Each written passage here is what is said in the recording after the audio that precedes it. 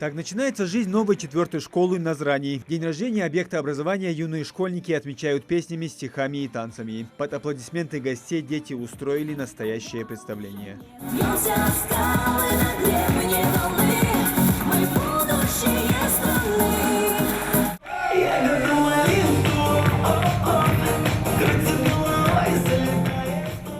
Эта школа одна из 16, которые были достроены в этом году и ждали своего открытия. Помимо этого, в республике готовы принять дошколят 9 новых детских садов. Ввод в эксплуатацию этих объектов не только значительно снизит очереди в образовательных учреждениях региона, но и позволит создать свыше 2000 новых рабочих мест. Я хотел бы в первую очередь поздравить с новой школой всех, детвору в первую очередь.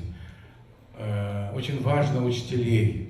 У них достаточно все-таки, когда у них есть кабинеты свои, у них есть учительское светлое, у них есть возможность пообщаться между собой. Немало времени, а больше, наверное, проводят с детьми. Поэтому я хотел бы, чтобы в этом новом здании им тоже создали домашний уют. То есть мы должны создавать условия, те, которые бы позволят детям учиться, учителям отдавать знания, а родители, чтобы после школы ребенка встречали и видели, что он не удручен, не уставший, а он просто счастливый, потому что ему дают знания. В этот день, дорогие друзья, я хотел бы поздравить всех нас. И знаете, для меня тоже этот праздник. Я вам не открою секрет. Было сложно вот этот период, резкое удорожание материалов. На 80% некоторые материалы, там арматура, там еще что-то, цена пошла вверх. И подрядчики не бросили объекты. Они их не бросили. Насколько я помню, 1 600 000 нам дополнительно на республику дали. Мы потом подрядчикам все-таки отдали те деньги, которые они заслуживают за свою работу. Хочу пожелать еще раз счастья, хочу, чтобы у нас продвигалось то доброе, что в нас есть, только доброе. Мир спасет не только красота, спасет и доброта. Доброта. Мяршалча. Новую школу возвели на месте старой. Здание образовательного учреждения было построено еще в 1977 году. За почти полувековую историю старый объект полностью устарел. Новый же можно назвать просто гигантским. Храм знаний может принять до 720 учащихся. Мы очень долго ждали этого момента, потому что старая школа была признана аварийной и невозможно было проводить образовательный процесс. А в связи с строительством новой школы это новые возможности, новые условия. Педагогический состав, родители, дети этому событию очень рады. Школа построена очень качественно, со стороны надзорных органов каких-то выявленных замечаний не имеется. Мы теперь учимся в прекрасной школе. У нас теперь большие возможности. У нас хорошие учителя, и нам только учиться и учиться. В школе также появился свой этноуголок. В небольшом музее в экспонатах хранятся обычаи, традиции и устои народа. Сегодня небольшая часть из того, что будет выставлено в музее. Это мои картины, это домашняя утварь. Этой утварью пользовались наши отцы, матери, деды и прочее. Я вот, например, хочу вам показать мягко-лахко шконахчу, 6 абиха. Течи забьем бы их, балкин кунах чуабиха, забьем бы. Я кабель гишканри, я дату тех кырды. В 65 году Иса Киев, лишь кунах чулиля Киев. Я кирагази, газ юасхан, бутули ляев, феткен ашефти. Все это было применяемо в быту. То есть все являлось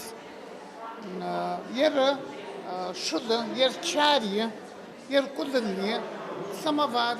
Десятки учебных кабинетов, оборудованных по всем современным требованиям, позволят детям получить, а учителям преподнести все необходимые знания. В этом классе идет урок, посвященный Дню Победы. Одетые под стать празднику, дети учат, какие сражения были на полях Великой Отечественной, рассказывают о героях, которые своей храбростью добыли великую победу. Ребята, давайте сейчас поговорим о наших героях. Ну-ка, Имран, о ком ты можешь сказать? Аздоев Мурат Ахмедович родился 1922 года, умер 22 февраля 1999 года. Летчик-истребитель. Совершил 248 боевых взлетов, убил 8 фашистских самолетов. Самые главные годы своей жизни человек проводит в школе, так как здесь он находит друзей, здесь он учится, а самое главное, здесь он ищет поворот своей жизни, ищет свою профессию. И только здесь он сталкивается с первыми жизненными трудностями. Мне повезло, что я учусь в такой красивой школе. Мы здесь кушаем, играем, веселимся. И главное, мы здесь учимся. Вам здесь нравится? Да. Для школьников также созданы все условия для дополнительного образования. В мастерской по обработке древесины мальчики пробуют себя в качестве плотников. Педагог учит детей техническому труду и формированию умений по обработке дерева. Удобно все? Да. Это все старались строители. Тем временем в соседнем кабинете учащиеся 5 класса, здесь только девочки, будущие хозяйки учатся сервировке стола и готовке блюд. Какие блюда вы уже научились готовить? Мы учились салаты, разные салаты, мы научились делать разные блинчики, бутерброды и эти каши мы готовим иногда. Вот какая каша у тебя получается? Какой салат вкуснее всего? Салат у меня получается самый вкуснее с помидором и огурцом. А каша? Особого внимания заслуживает кабинет по изучению технологий и обработки тканей. Здесь девочек учат бисероплетению и шитью. Раньше школа была очень старой, а теперь она очень красивая. Здесь есть разные кружки, можно шить, вязать, можно готовить. Для нас доступны все, как сказать, это условия, который может мечтать каждый ученик, каждый школьник. Несмотря на это, здесь есть кружок журналистики, мы можем научиться говорить выразительно. Всем необходимым обеспечена и спортивная составляющая школы. В здании есть большой спортзал с волейбольной и баскетбольной площадками, а во дворе оборудован спортивный стадион, где сразу 3 футбольных мини-поля и большая детская игровая площадка. Кроме того, на территории школы установлены отдельный трансформатор и дизельный генератор на случай перебоев в электроэнергии. Муслим Ганиев, Джамалей Султыгов, Новости 24.